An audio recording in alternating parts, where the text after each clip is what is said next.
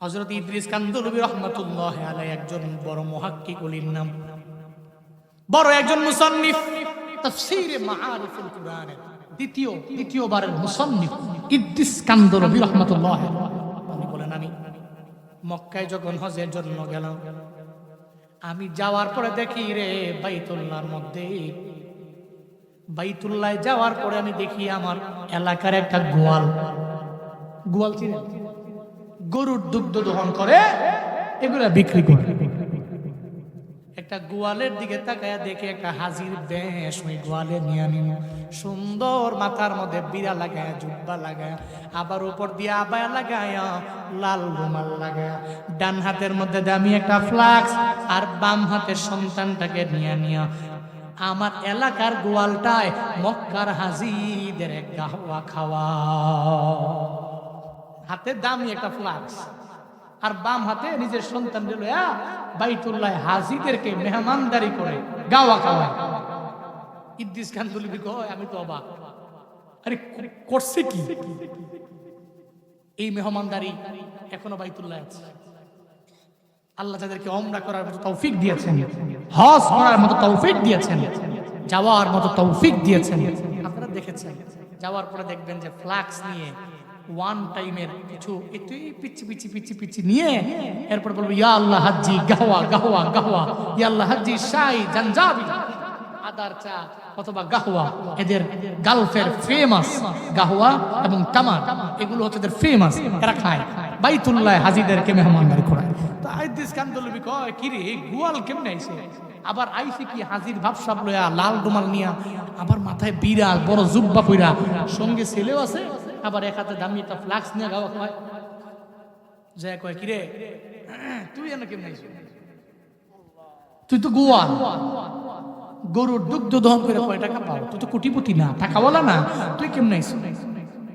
সঙ্গে সঙ্গে গোয়াল জানায় দেয়, ইদ্রিস কান্দলবী রে, আমার টাকায় আমারে আনে নয়, আমার জমি আমার অনেক বেশি আছে, ওই জমির পাওয়ারে আমি আসি নাই রে। রবের বাইতুল্লাহর প্রেম, নবীর প্রেম আমারে বাইতুল্লাহ নিয়ে আসছে।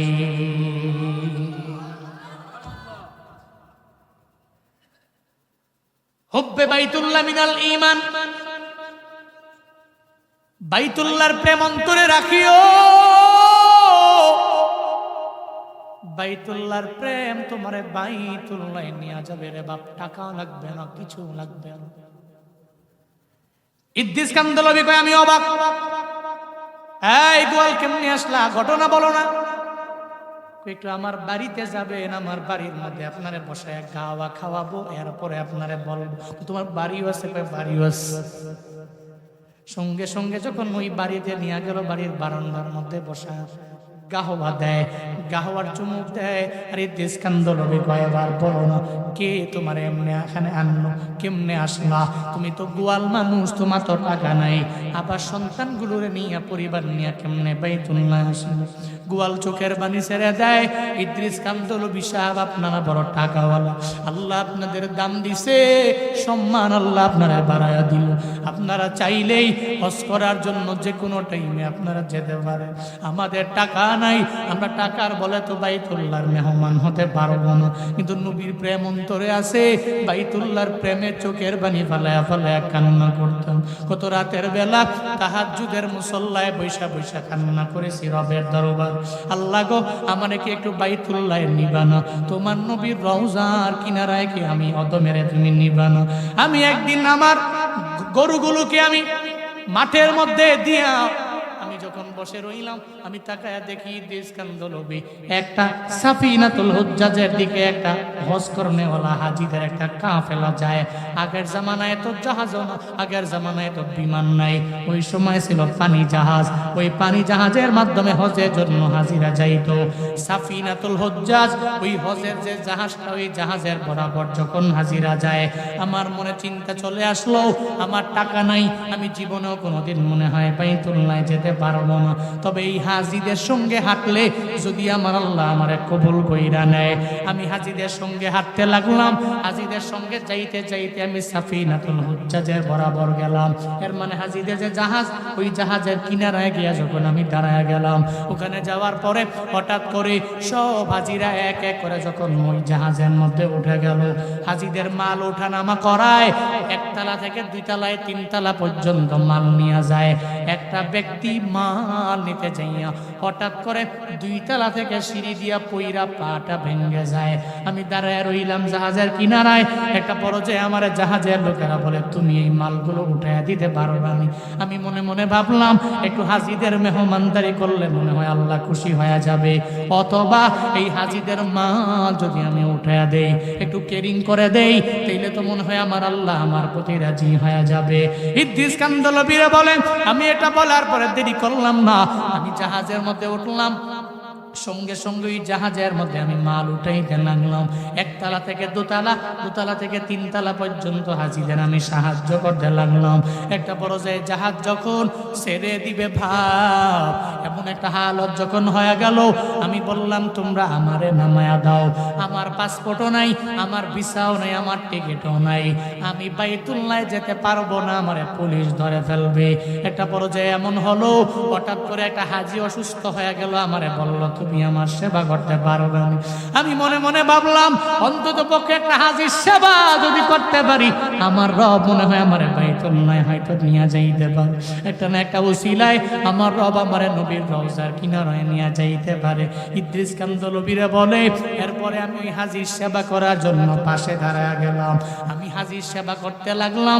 একটা পর্যায়ে সেবা করতে করতে জাহাজও ছেড়ে দিল, আমি নামতেও পারলাম না। আমাকে সঙ্গে করে নিয়ে যখন জেদ্দার সাগরের পারে নিয়ে গেল, হঠাৎ করে জাহাজ থামলো। সব হাজিরা বাইরে মনে চিন্তা করলাম, আমার তো পাসপোর্টও নাই, টিকিটও নাই, ভিসাও নাই। সৌদি আরবের পুলিশ যদি ধরে, তাহলে তো আমার জিন্দানখানার মধ্যে আবদ্ধ করে ফেলবে। আর জীবনে কোনোদিন বাইতুল্লাহ দেখা আমার স্বপ্ন হয়ে যাবে, পূর্ণ হবে না। আমি নবীর রওজায় যেতে পারবো না। এজন্য এই চিন্তা নিয়ে ইদ্রিস কান্দলবীরে বলে, আমি জাহাজ থেকে লাফ দিয়া বড় একটা সমুদ্রের মধ্যে আমি পড়ে গেলাম। সমুদ্র দিয়ে ভাসতে ভাসতে ভাসতে ভাসতে একটা পর্যায়ে আমি এমন একটা জায়গায় গেলাম, ওই সাগরের কিনারার মধ্যে যাওয়ার পরে আমি তাকায়া দেখি এক আরবি লোক, যিনি আরাবিয়ান, উনি গরু থেকে দুগ্ধ দহন করতেছে, ট্রাই করতেছে, চেষ্টা করতেছে, কিন্তু দুগ্ধ দহন করতে পারে না। তার ছেলেটা দুধের অভাবে চোখের পানি ফেলে বাবা বাবা বলে চিল্লায়। আমি উঠলাম, আমি তো আরবিতে কথা বলতে পারিও না, আমি জানিও না, আমার ইলিমও নাই। আমি ওই সময় তার দরবারে গিয়ে হাজির হলাম। আমি বললাম, এই আরবি লোক, তুমি কি করো? আমি গরু থেকে দুগ্ধ দহন করি। আমি কিন্তু পারি না। কেন পারেন না? কয়, আমার যেই রাখালটা ছিল, গোয়াল ছিল, এই গোয়ালটা আমার ঘরে নাই। হঠাৎ করে বেড়াইবার জন্য ছুটি নিয়ে আমার চাকরি থেকে বিদায় নিয়ে চলে গেল। এখন আমার সন্তানটা দুধের জন্য চোখের পানি ফেলায় কান্না করে। আমি পারিও না, আমি তাকে দিতেও পারি না। ইশারা দিয়া বুঝায়। ইদ্রিস কান্দলবীরে কয়, আমি তো কামিটা, আমার তো গরু থেকে দুগ্ধ দহন করা এটা আমার কন্টিনিউ ওয়ার্ক। আমি তারে বললাম, কি করো? হেতু যে বলতেছে, আমি চেষ্টা করতেছি, আমি বুঝতেছি, আমি তো আরবি কইতে পারি না, মূর্খ মানুষ। আমি তারে ইশারা দিয়া বুঝাইলাম, তুমি যেটা পারো না এটা আমি পারি। এটারে ইশারা দিয়া বুঝাইলাম, এটা আমি পারি, এটা আমার কাজ, এটা তোমার কাজ না। সে খুশি হলো, তাকে নিয়ে গেল। সে সঙ্গে সঙ্গে এতক্ষণ পর্যন্ত মালিক আরবি সে লোকটা চেষ্টা করেও পারে নাই। এরপরে আমি যাইতে দেরি, সঙ্গে সঙ্গে আমি চেষ্টা করলাম, কিছুক্ষণ আমি বালতি ভরা দুগ্ধ দহন করে তাকে যখন দিলাম, তার ছেলেকে সে খাওয়ালো। সে আমার প্রতি খুশি হয়ে গেল। আমাকে জিজ্ঞেস করলো, বাড়ি কই তোমার? আমি কই, আমার বাড়ি তো এমন না, ভারত উপমহাদেশে বাড়ি আমার। এত দূরে বাড়ি কেমনে এসো? পাসপোর্ট নাই, ভিসা নাই, কিচ্ছু নাই। ইশারা দিয়ে আমি সব তারে বুঝাইতে লাগলাম। আমি তারে বললাম, বাইতুল্লাহরে মোহাব্বত করি, নবীর রওজার প্রেম আমারে মনে হয় এখানে নিয়ে আসছে। সুবহানাল্লাহ জোরে পড়বেন না? আর একটু আওয়াজ করে পড়বেন না? মারহাবা। বাইতুল্লাহর প্রেম আমরা নিয়ে আসছে। তো সেই লোক বলতেছে, আমি চাই আমার বাড়ির যত গরু আছে, যত উট আছে, এই সমস্ত উট এবং গরুর ম্যানেজার তোমাকে বানায় দেব। হ্যাঁ কয় আগে আমার একটু বাইতুল্লাহ যেতে দেন, আমি আগে বাইতুল্লাহ যাব। কয় না, তুমি একা কেন? Without any passport, without any visa. কেন? ভিসাও থাকবে, পাসপোর্ট থাকবে, টিকিট থাকবে। তুমি আমার গরু ওটের ফার্মের ম্যানেজার হবা, তোমাকে ম্যানেজার বানাবো, তোমাকে পাসপোর্ট তৈরি করার টাকা দিব, ভিসা তৈরি করার টাকা দিব, টিকিটের টাকা দিব। তুমি একা নও, তোমার সন্তানাদি, তোমার পরিবার সবাইকে আমার সৌদি আরবে ওয়েলকাম। তোমার জন্য একটা বাড়ি দিব, শুধু খালি তোমার কাজ হইলো আমার গরু এবং উটগুলো দেখে রাখবে, তুমি এগুলার ম্যানেজার। কয়েক কপাল তো খুইলা গেছে। ইদ্রিস কান্দলবি আমার নবীর প্রেম আমার বাইতুল্লাহ নিয়ে আসছে, আমার নবীর রওজায় নিয়ে আসছে।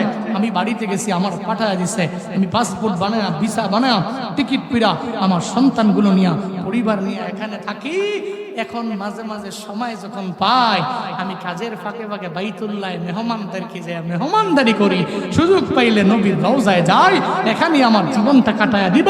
নবীর রওজায় গিয়া সশরীরে সালাম দিই। চিল্লা পড়া যাবে না আমার হাবা। তোমার টাকা নাই, বাড়ি নাই, গাড়ি নাই, তোমার কিচ্ছু নাই, তোমারে কি নিয়ে আসলো? ওই আমার বাইতুল্লাহর প্রেম, নবীর রওজার প্রেম। আমি গুনাহগার গরিবের বাইতুল্লাহ নিয়ে আসছি। বাইতুল্লাহ যাইতে টাকা লাগে না। ওই যে বলতেছি না, কান টানলে মাথা আসে কত কথা। মদিনাওয়ালা নবীর সঙ্গে সঙ্গে জিবরাইলে জানায়া দেয়, জিবরাইল আগে আমার নবীর আল্লাহর দরবারে যাও না, উম্মতের ব্যাপারে কি চিন্তা নিয়ে নিছে আমার আল্লাহর দরবারে যাও। আগে রবের দরবার থেকে কি বলে ডিসিশন শুনে আসো, এরপরে রূহ কবজ করার ব্যাপারে অনুমতি দিব কি দিব না, এরপরে আমি বলবো। জিবরাইল আল্লাহর দরবারে গেলেন, আল্লাহকে যা বলে, আল্লাহ গো, আপনার নবী তো রূহ কবজ করার ব্যাপারে অনুমতি দেয় না। কি বলে আমার নবী? উম্মতের ব্যাপারে আমার নবী চিন্তায় পড়ে গেল। এই চিন্তায় যখন পড়লো, সঙ্গে সঙ্গে আল্লাহ পাক জানায়া দেয়, জিবরাইল নবীর দরবারে যাও, আমার নবীরে গিয়া জানায়া দাও, নবী উম্মতের ব্যাপারে চিন্তা করার দরকার নাই, টেনশনের প্রয়োজন নাই। আমার নবী দুনিয়া থেকে বিদায় নিয়ে চলে যাওয়ার পরে নবীর উম্মতের জিম্মাদারির দায়িত্ব আমি আল্লাহ দুনিয়ার কোনো মানুষের হাতের মধ্যে দিব না। আমি নবীর উম্মতের দায়িত্ব নিজেই আমি আল্লাহ নিয়ে নিলাম। শুধু তাই না, আমার নবীরে জানায়া দাও, নবী উম্মতের ব্যাপারে বিন্দু মাত্র পরিমাণ চিন্তা করার কোনো দরকার নাই, প্রয়োজন নাই, টেনশন করার প্রয়োজন নাই। হাসরের ময়দানে আমার নবীর আগে, নবীর উম্মতের আগে কেউ জান্নাতে যেতে পারবে না। কত পাওয়ার জানুনি, ওই নবী পাইয়াছে, নবীর সুন্নতের উপরে আমল করতে পারল না রে বাবা। ওই নবীকে, নবীর কাহিনী শুই না চোখ দিয়ে একটু পানি তুমি ফালাইতে পারো নাই। সিন্নিকার দ্বারা খাইলা, ওই মোল্লাটাই তো বাবা তুমি চিনলা না। যেই নবীর জন্য আল্লাহ পাক তোমার আমার দাম এত পরিমাণে বাড়ায়া দিলেন। আল্লাহ যেদিন জান্নাত বানাইছি, ওই জান্নাত বানায়া আল্লাহ জান্নাতের দরওয়াজার মধ্যে একটা ফেরেশতাকে রাখলো, আর বলল, ফেরেশতা এই জান্নাতের দরওয়াজার মধ্যে তুই থাকবি, আর তুই থাকবি আমার নবীর জন্য অপেক্ষায় পড়ে থাকবি। যেদিন আমার নবী আসবে, নবীর উম্মতেরা যাবে, ওদিন দরওয়াজা ওপেন করে দেওয়া হবে। আমার নবীর আগে আর নবীর উম্মতের আগে কেউ জান্নাতের মধ্যে ঢুকতেও পারবে না। হাসরের ময়দানে নবী উম্মতের জন্য চোখের পানি ফালায়া ফালায়া যেদিন কান্না করবে, আল্লাহ পাক বলবে, ও নবী আমার মাথা উঠান, আর যে উম্মতের মন চায় এদের সুপারিশ কইরা কইরা আপনি জবের জান্নাতের মধ্যে নিয়ে যান। ওদিন মায়ার নবী উম্মতদেরকে বাইসা বাইসা জান্নাতের দরওয়াজার সামনে নিবে। যাওয়ার পরে দেখবে দারোয়ান দাঁড়ানো। দারোয়ান বলবে, কে আপনি? আপনারে চিনলাম। কই, আমি কে জানো না? আমি হলাম আমার আল্লাহর দোস্ত পয়গম্বর। আমার উম্মতগুলো নিয়ে আমি দরওয়াজার সামনে হাজির হয়ে গেলাম। ওদিন দারোয়ান বলবে, ও পয়গম্বর আমার, আমার জান্নাতে স্বাগত। এই জান্নাতের মধ্যে আমি আপনারে ওয়েলকাম জানাইয়া দিলাম গো নবী আমার। এই জান্নাত যেদিন থেকে আল্লাহ বানাইছে, এই জান্নাতের মধ্যে আমারে রাইখা দিছে। আমারে বলছে, আপনার আগে, আপনার উম্মতের আগে কেউ জান্নাতের মধ্যে ঢুকতে পারবে না। ও পয়গম্বর, আমি আপনার জন্য কত কোটি বছর আমি এই জায়গার মধ্যে দাঁড়ায় রইলাম, আপনারে আমি পেলাম না। আপনার উম্মতের না পাইলে আমার ডিউটি শেষ হবে না। আজকে হইল সেই মহান দিন। আপনি যান যান, জান্নাতের 8টা দরওয়াজা আপনার জন্য আমার আল্লাহ খোলা রাখলো। যেই উম্মতগুলোরে মন চায় এগুলারে নিয়া জান্নাতে ঢুকে যায়।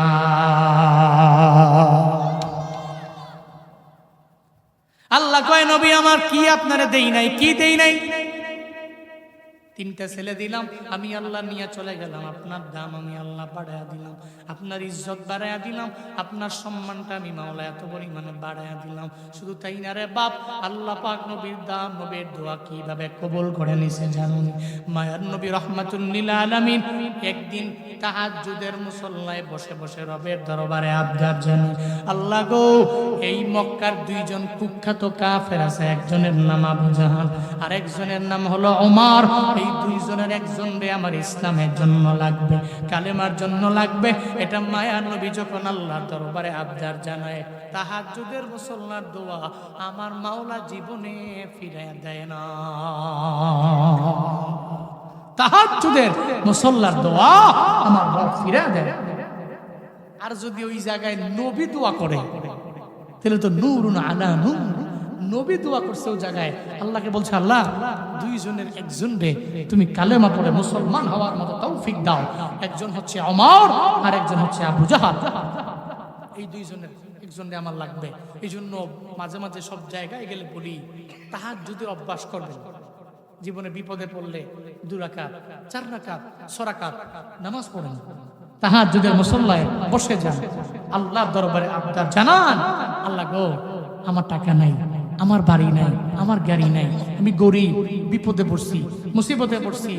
বন্ধুরে জানাইলে বন্ধুই সুযোগ বুঝে কূপ দেওয়ার চেষ্টা করে, কিন্তু রবকে যদি তাহাজ্জুদের মুসল্লায় জানানো যায়, খুদা কা কসম, ওই বিপদ থেকে উত্তরণের পর একজন বের করে দিবে, তিনি কে?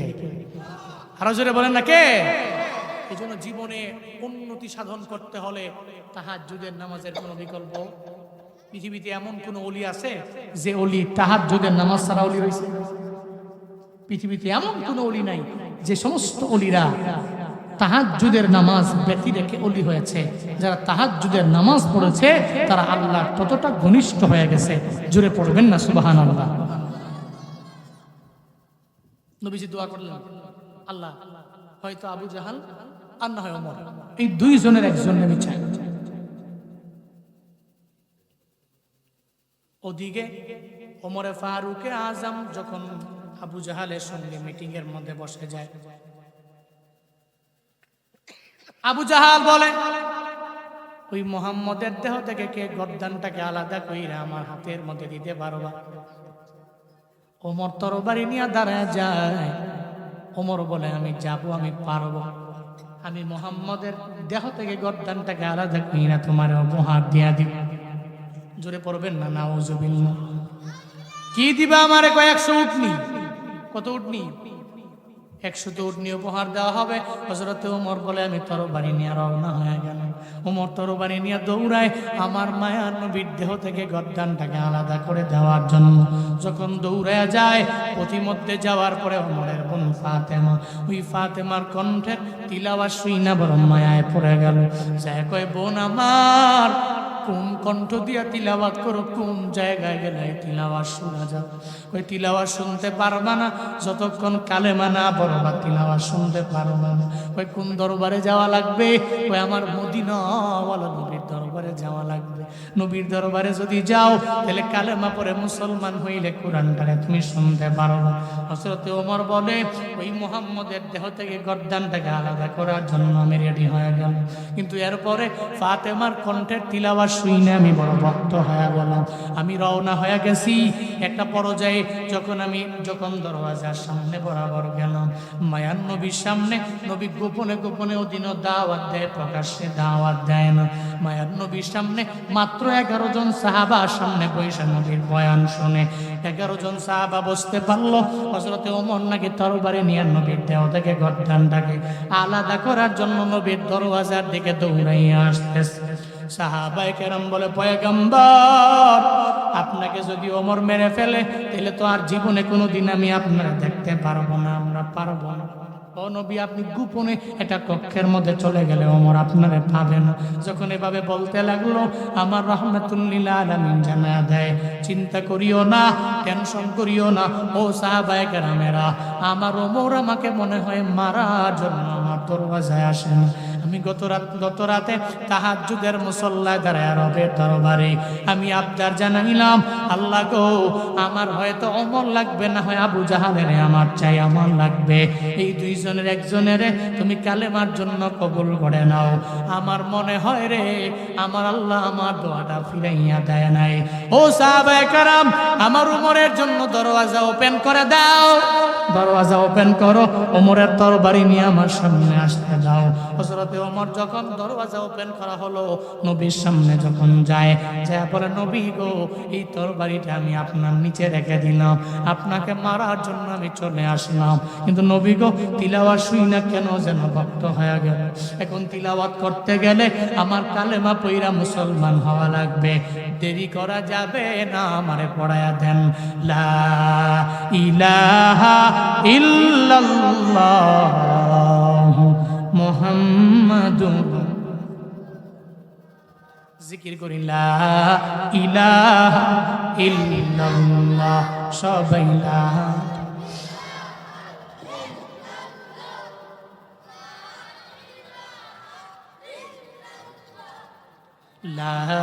ইলাহা ইল্লাল্লাহ, লা ইলাহা ইল্লাল্লাহ, লা ইলাহা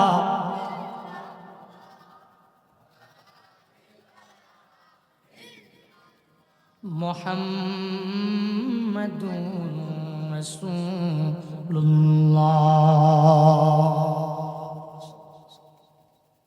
হযরত ওমর কয়, আমারে কালেমা পড়ায় দেন। কালেমা পড়া ওমর মুসলমান হয়ে গেছে। নবী, আপনার ধর্ম কি সত্য নয়? ওমর বলো কি, আমার ধর্ম তো সত্য ধর্ম। ওমর বলছে, আপনি যে কোরআন তিলাওয়াত করছেন, এই কোরআন কি আপনার বানানো না রবের? এটা রবের, আমার নয়, এটা রবের। তাহলে নবী গোপনে দাওয়াত কেমন? আজকে দেখে প্রকাশ্যে দাওয়াত চলবে। সুবহানাল্লাহ, জোরে পড়বেন না। গোপনে দাওয়াত কেন আজকে প্রকাশ্য? 11 জন সাহাবা আমাকে দেন। 11 জন সাহাবা নিয়ে হযরতে ওমর বাইতুল্লাহর কাছাকাছি গিয়ে 11 জন সাহাবারে দুইটা মিছিলের দল করলেন। হযরত ওমর তরবারি নিয়ে এদের সামনে দাঁড়ালেন, তাকবীর দিতে লাগলেন, নারায়ে তাকবীর। আবু জাহাল কয়, যারে দ্বারা বুঝ সারামু হেরে দি বুঝি ধরে লাইছে, হেরে পাঠাইলাম 100 উটনি দিব, নবীর গর্দান না উপহার দিব। উমা হেদি গর্দান দিবে দূরের কথা, উল্টা দি কালেমা পইরা মুসলমান হইয়া ওমর সামনে গিয়া দাঁড়ায়া দুইটা মিছিলের সামনে বলতেছে, আমি তরবারি নিয়া ওমর দাঁড়ালাম, এই মক্কার কাফেরেরা, কে আছো? তোমার সন্তান গুরুরে এতিম করবা, আমি ওমরের সামনে পারলে হয়? কে আছো? তোমার মা বাবারে সন্তান হারা করবা, পারলে আমি ওমরের সামনে আয়? কে আছো নিজের স্ত্রীকে বিধবা করবে, আমি ওমরের সামনে আয়?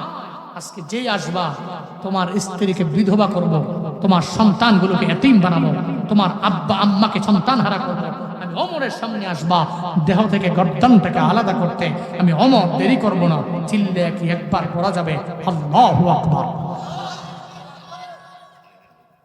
নবীজি কিনারে দাঁড়ায় দাঁড়ায় মুস্কি মুস্কি হাসে।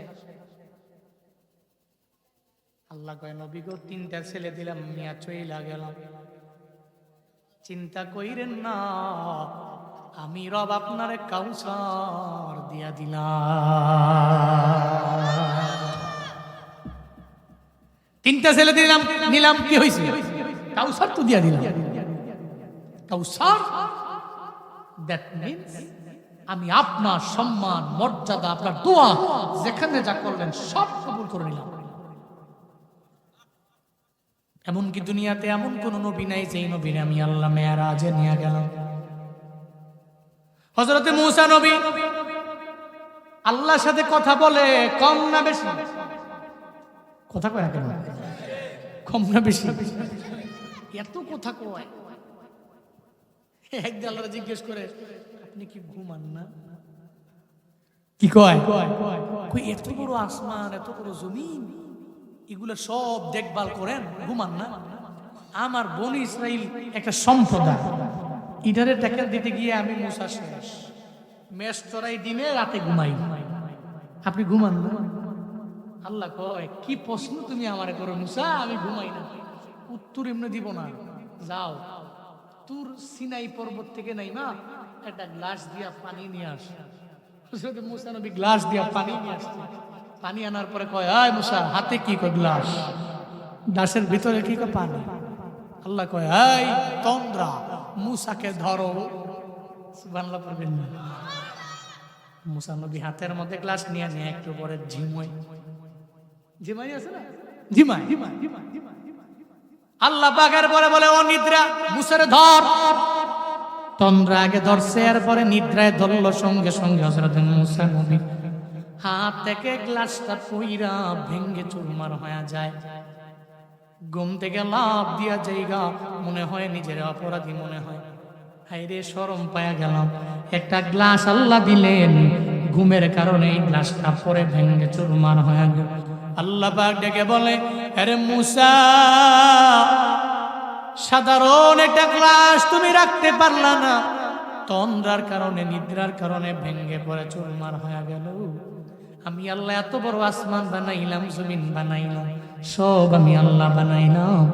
রাত গভীরে ৩টা-৪টা বাজে হঠাৎ করে সুলতানপুরের কোনো একটা ঘরের মধ্যে একটা প্রেগনেন্ট মহিলা, একটা গর্ভবতী মহিলা আমি আল্লাহরে আল্লাহ বইলা ডাক দেয়, বারবার আল্লাহ বইলা ডাক দেয়, মুসা রে, আমি আল্লাহ যদি আমার ওই বান্দা বান্দির ডাকে যদি আমি আল্লাহ সাড়া না দিয়া আমি যদি ঘুমায়া থাকি, আমার বান্দা বান্দির বড্ড কষ্ট হয়ে যাবে। আমি আমার বান্দা বান্দির জন্য ঘুমাই দিতে পারি না।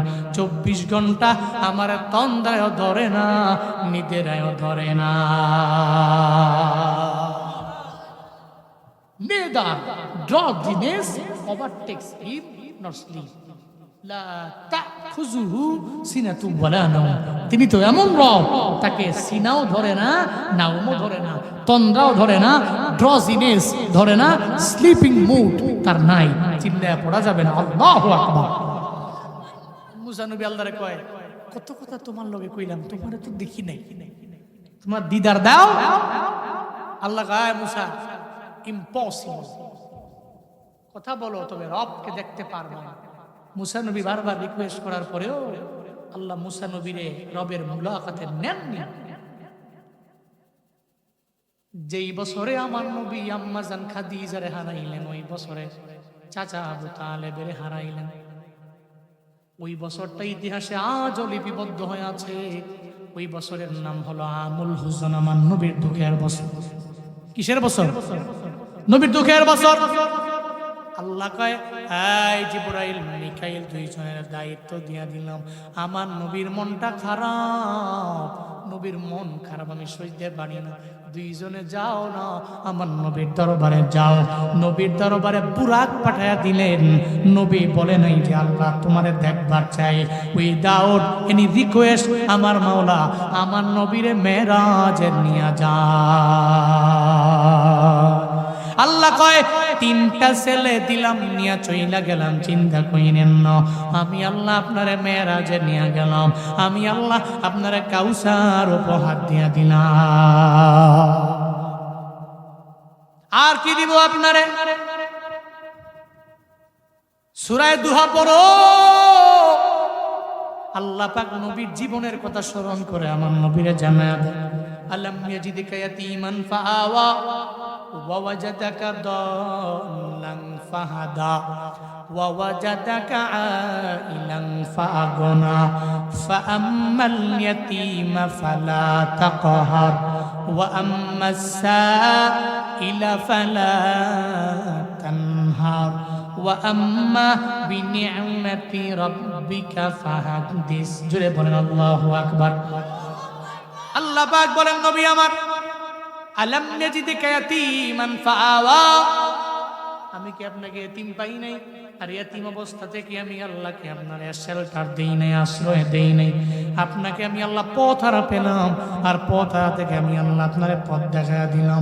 আপনি গরিব ছিলেন, আমি আল্লাহ আপনারে সর্বোচ্চ লেভেলের ধনী বানায়া দিলাম। আপনি কেমন ছিলেন, আমি আল্লাহ আপনারে কি বানাইলাম। মায়ার নবী এজন্য স্মরণ কইরা জীবনেও কোনোদিন কোনো এতিমের নবী ধমক দেন নাই, কোনো মিসকিনের নবী ধমক দেন নাই, কোনো নিঃস্ব অসহায়ের আমার মদিনাওয়ালা নবী জীবনে কোনোদিন ধমক দেন নাই। এমনকি এতিমের ধমক দিবে তো দূরের কথা রে বাপ, আমার মায়ার নবীর মা নাই, নবীর বাবা নাই।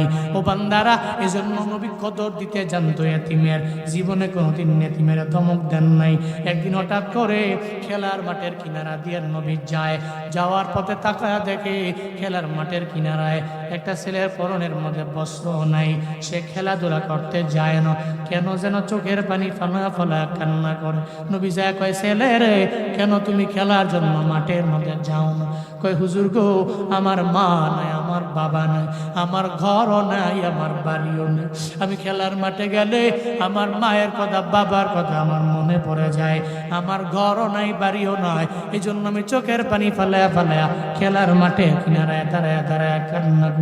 মায়ার নবী শোনার পরে এতিমের কথা শুই না, নবীও চোখের পানি ফালায়া কান্না করে। এই যে ময়দানে আসলেন, একটা মানুষকে যদি তার বাবায় যদি দুনিয়া থেকে বিদায় নিয়ে চলে যায়, যদি জিজ্ঞাসা করেন তোমার বাবা আসেনি, দেখবেন বলা যায়, বলতে পারে বাবা নেই।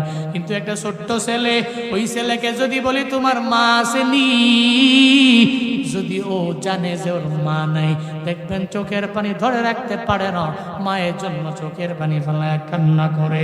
মায়ের জন্য ছেলেরা তো অটোমেটিক এমনিতেই দুর্বল হয়ে যায়। কেন হবে না রে বাপ?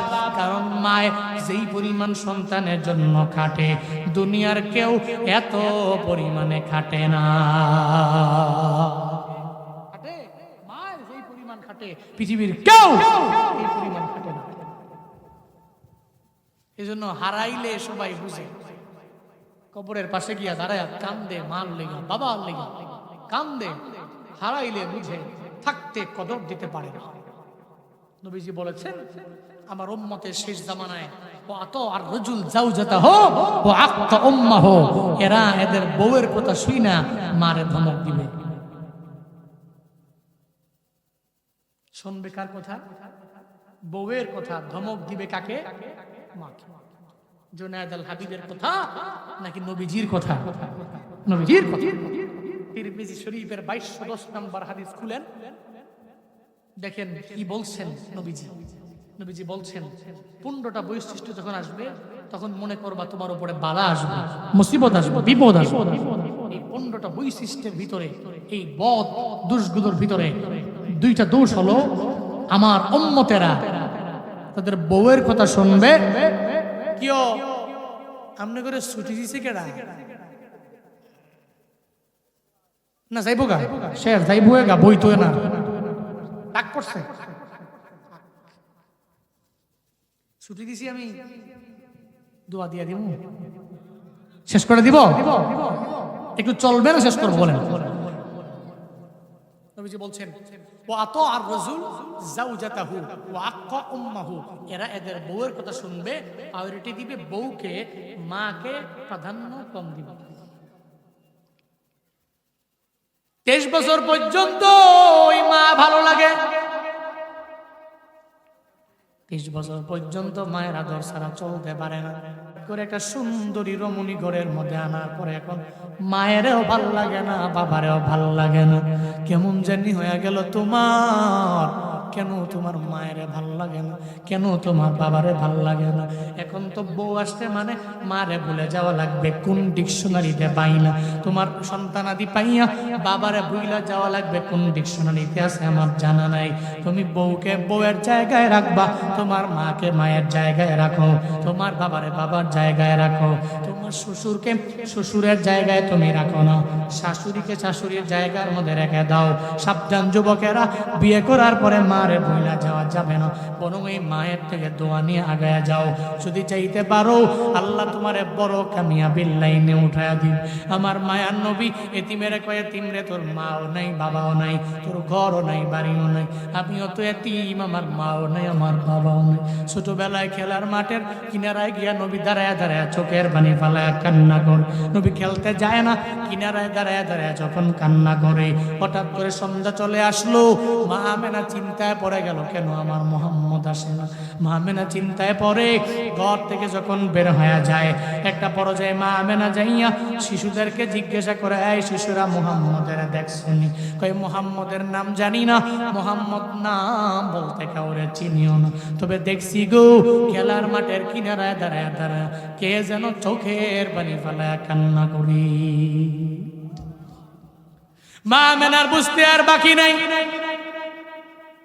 এটা আমার মোহাম্মদ খেলার মাঠের কিনারায় দাঁড়ায় দাঁড়ায় চোখের পানি ফেলায় কান্না করে।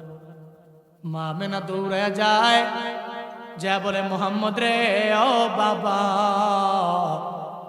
কে তোমারে মারলো, কে তোমারে আঘাত করলো? আমি মায়ের বল, তোমার তো বাবা নাই, দাদা দরবারে গিয়ে আমি বলবো, বিচার দিয়া দিব। মায়ার নবী কয়, মা গো, কেউ আমারে মারে না, এজন্য আমি চোখের পানি ফেলায় কান্দিয়া মন। সব শিশুদের বাবারা এদের কপালের মধ্যে চুমু দিয়া, গালের মধ্যে চুমু দিয়া আদর কইরা বাড়িতে নিয়ে যায়। আমার বাবাই কি আসবে না? আমার বাবাই কি আমারে নিয়ে যাবে না? আমার বাবাই কেন আসে না? বাবাই কেন আমার কপালে গালের মধ্যে আমারে কেন চুমু দেয় না? এই জন্য মা চোখের পানি ফালায় ফালায় আমি কান্না করি, আমার বাবারে মিস করি। মা আমেনা কয়, মোহাম্মদ, জীবনে কোনো দিন আর তুমি বাবারে খুঁজে পাবা না, কারণ তোমার বাবায় নাই, তোমার বাবা দুনিয়া থেকে বিদায় নিয়ে চইলা গেল। ও মোহাম্মদ, বাবার কবর জিয়ারতের জন্য আমি মায় তোমারে নিয়ে যাইতে পারি। মায়ার নবী কয়, মা গো, একটু বাবার কবরের পাশে আমারে নিয়ে যাও।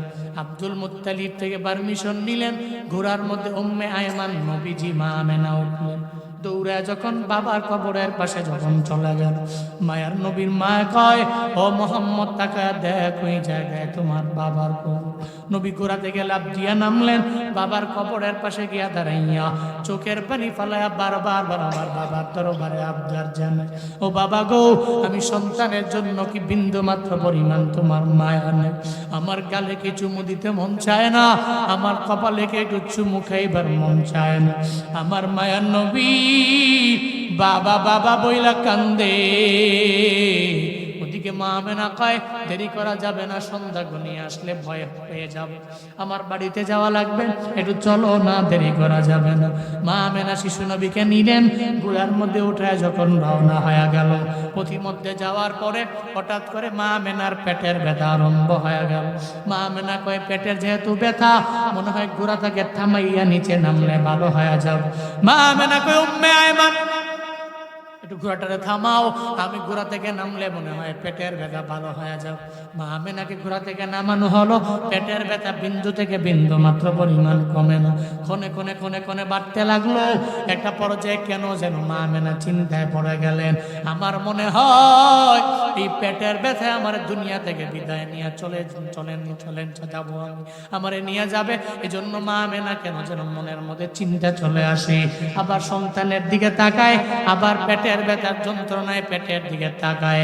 একটা পর্যায়ে মা আমেনা যখন নিজের আর ধরে রাখতে পারে না, মনে হয় এই পেটের ব্যথায় ওনাকে দুনিয়া থেকে বিদায় করে দিবি। মা আমেনা কয়, মোহাম্মদ রে, আমার বুকে আয়, আমি মা দুনিয়াতে আসার পরে তোর বিন্দু মাত্র পরিমাণ কদর দিতে পারলাম না, আমি মা তোর স্নেহ করতে পারি নাই রে মোহাম্মদ। ও মোহাম্মদ, আয়, আমার বুকের মধ্যে আয়, আমি মায়ের জন্য বদদোয়া করবি না, আমি মায়ের জন্য কান্না করবি না। বাবার আদর না পাইয়া আমি তোমার বাবার কবর জিয়ারতের জন্য আমি ঘোড়া করে নিয়ে গেলাম, এখন আমি মায় মনে হয় দুনিয়া থেকে বিদায় নিয়ে চলে যাওয়া। আমার মায়ার নবী কান্দে, চোখের পানি ফালায়া ফালায়া মায়ের দরবারে বারবার বলে, ও মা, আমার বাবায় নাই, আমার বাবা যেহেতু নাই, তুমিও যদি আমার সাইরা যদি দুনিয়া থেকে বিদায় নিয়ে চইলা যাও, আমি আমার বাড়িতে যাওয়ার পরে মা বইলা কারে ডাকবো? আমার বাবা বইলা আমি কারে ডাকবো গো মা? আমি মারেও পাবো না, আমি বাবারেও পাবো না, আমি তোমারেও পাবো না, বাবারেও পাবো না। আমি চোখের পানি ফালায়া ফালায়া সারা জিন্দেগি কান্না করা লাগবে। মা গো বিদায় দিও না, আমার সাইরা তুমি কোথায় যাইও না গো আমার মা। মা আমেনা কয় সন্তান রে বিদায় দেও, মনে হয় দুনিয়াতে আর থাকা হবে না। একটা পর্যায়ে মা আমেনা যখন দুনিয়া থেকে বিদায় নিয়ে চলে গেল, মায়ার নবী মা আমেনার বুকের মধ্যে শুয়ে শুয়ে চোখের পানি ফালায়া মা বলে কান্না করে, আল্লাহ কয় নবী গো এতিম বানাইলাম চিন্তা নাই, আমি আল্লাহ আপনার এতিম পাইলাম, আর এতিম থেকে আপনাকে আমি আল্লাহ তো আশ্রয় দিয়ে দিলাম। মায়ার নবী উম্মে আয়মানকে ঘোড়ার মধ্যে উঠে যখন নিয়ে রওয়ানা, আব্দুল মুত্তালিব তাকায়া দেখে যাওয়ার সময় 3 জন ঘোড়ার মাধ্যমে পাঠাইলাম, আসার সময় কেন 2 জন, কেন মা আমেনারে দেখা যায় না? আব্দুল মুত্তালিবের বুঝতে বাকি নাই, আমার মুহাম্মদের কপাল বুঝি এত পরিমাণে খারাপ, তার বাবাও নাই, তার মাটাও দুনিয়া থেকে বিদায় নিয়ে চলে গেল। মায়ার নবী দাদার দরবারে যায়, দাদার দরবারে গিয়া বলে, দাদা আমার মাও নাই, আমার বাবাও নাই, আমার দেখার মতো কেউ নাই। ও দাদা গো, এখন তো আপনি হয়ে গেলেন আমার গার্ডিয়ান। দাদা কয়, মোহাম্মদ রে তোমারে শেল্টার দেওয়ার জন্য তো আমি দাদা আছি, আমি তোমারে আশ্রয় দিয়া দিব। আল্লাহ পাক আমার নবীর ওই কথা স্মরণ কইরা দিয়া জানায়া দেয়, আল্লাহ মেজিদিকা ইয়াতীমান ফাআওয়া, আপনাকে এতিম পাইয়া আমি আল্লাহ আশ্রয় দিয়া দিলাম। আপনি ছিলেন পথহারা, আমি আল্লাহ আপনারে পথ দেখাইয়া দিলাম। ও পয়গম্বর চিন্তা নাই, আপনি ছিলেন গরিব, আমি আল্লাহ আপনারে ধনী বানায়া দিলাম, আপনার দাম বাড়ায়া দিলাম, আপনার মর্যাদা আমি আল্লাহ বাড়ায়া দিলাম। চিন্তা করবেন না, টেনশন করবেন না, আমি রব আপনারে কাউসার দিয়া দিলাম। মুফাসসিরিনে কেরাম বলেন, কাউসার কি জানো? কাউসার হলো এমন মেডিসিন, পৃথিবীর সমস্ত কিছু এটার ভিতরে আছে। আল্লাহ নবীকে সান্ত্বনা দিয়েছেন, ইন্না আতাইনা আল কাউসার, আমি আপনাকে কাউসার দিলাম। এরপর আল্লাহ পাক নবীকে বলছেন, ফাসাল্লি লিরাব্বিক, চিন্তা না করে আপনার রবের জন্য নামাজ পড়েন। এর মানে নবীজি কি নামাজ পড়তেন না? পড়তেন। নবীকে বলার মাধ্যমে পৃথিবীর সমস্ত নবীর উম্মতদেরকে আল্লাহ শিক্ষা দিলেন, তুমি আল্লাহর জন্য নামাজ পড়ো। নামাজ কার জন্য? সবাই বলতে হবে কার জন্য? কাউরে দেখানোর জন্য? এই যে মাহফিল শুনলেন, ফজর যদি না পড়ে, কথা কন না কেন? মাহফিল শুনলেন, ফজরই করলেন, হায় হায় খুদা কা কসম করে বলি, একটা পাল্লা নেন, একটা পাল্লায় ফজরের নামাজটা দেন, আরেকটা পাল্লায় আপনার পুরো জিন্দেগির সমস্ত ওয়াজ দেন। জীবনেও আপনার জিন্দেগির সমস্ত ওয়াজের পাল্লা ভারী হতে হবেই তো না, বরং নামাজের পাল্লাটা ভারী হয়ে যাবে। এই জন্য নামাজ জরুরি। ফজর পড়তে হবে, জোহর পড়তে হবে, আসর পড়তে হবে, মাগরিব পড়তে হবে, এশা পড়তে হবে। পারবো তো আমরা ইনশাআল্লাহ? পারবো তো আমরা ইনশাআল্লাহ? নামাজের লাইন হবে, নামাজ বাদ দেওয়া যাবে। আমরা হলাম এমন মুসলমান, নিজেকে দাবি করবো এমন মুসলমান, আমরা মাহফিলও শুনবো, ফজরও পড়বো, ঠিক কিনা? মাহফিলও শুনবো, জোহরও পড়বো, মাহফিলও শুনবো, আসরও পড়বো, মাহফিলও শুনবো, মাগরিব পড়বো, মাহফিলও শুনবো, এশাও পড়বো। রাজি আছেন তো ইনশাআল্লাহ? আল্লাহ তোমার জন্য নামাজ পড়ার তৌফিক তুমি আমাদেরকে দান করো। আল্লাহ তোমার জন্য কুরবানি করার তৌফিক তুমি আমাদের দান করো। পড়েন আমিন। আল্লাহ নবীকে 3 নাম্বার আয়াতে স্পষ্ট জানিয়ে দিলেন, ইন্না শানিয়াকা হুয়াল আবতার। নবী হে, আপনাকে আবতার বলে আবু জাহাল, কি বলে?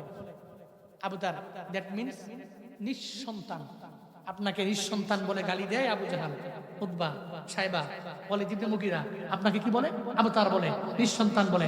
এরা বলে যে আপনার নাম নেওয়ার মতো কেউ থাকবে না। এদের বলেন ইন্না শানিয়াকা হুয়াল আবতার।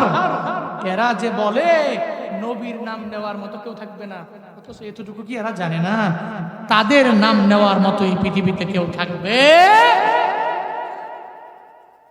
এদের নাম নেওয়ার মতো কেউ থাকে না। আবু জাহালের নাম নেওয়ার মতো কেউ আছে? একজন ব্যক্তিকে দেখান যে তার নাম আবু জাহাল আছে? কিন্তু আমার মদিনাওয়ালা নবীর নাম নেওয়ার মতো উম্মতের অভাব আছে।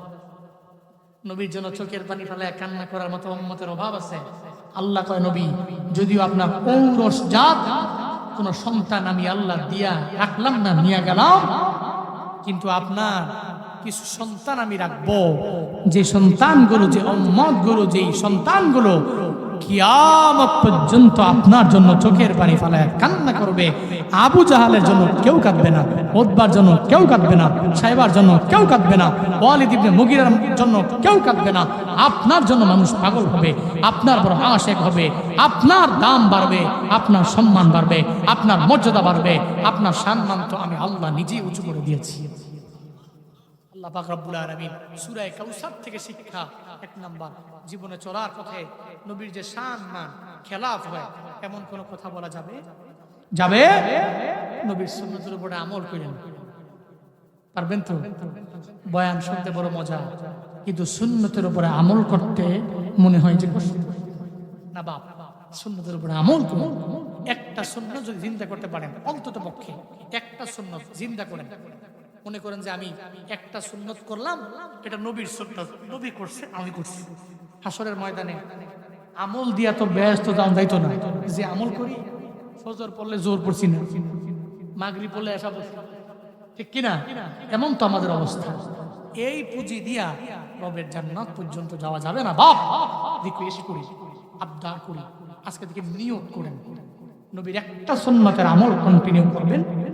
হাসরের ময়দান যাতে নবীর সামনে দাঁড়ায় বলা যায়, নবী কিচ্ছু পারি নাই, একটা সুন্নতের আমল আমি কন্টিনিউ করছি। আমার কি উসিলা একটু সুপারিশ দেওয়া যায় না? সুবহানাল্লাহ পড়বেন না?